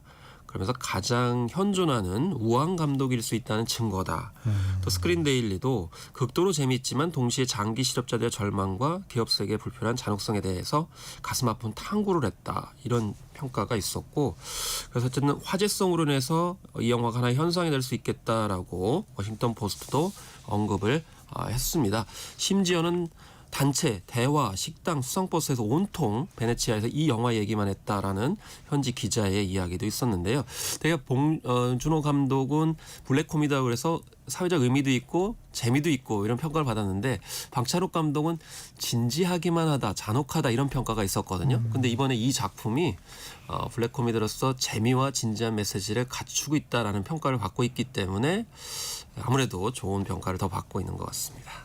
그러면 베네치아 영화제 수상 가능성은 높게 보고 있는 건가요? 수상 가능성이 충분히 있다라고 보는 거고요. 이제 6일날 이제 최종적으로 황금사자상을 두고 이제 경합을 벌이게 되는데, 이 베네치아 영화제 상징이 또 사자거든요. 그래서 과연 어쨌든 이제 수상은 하는 건데 과연 황금사자 최고상을 받을 거냐, 이건 좀 지켜봐야 될 것 같습니다.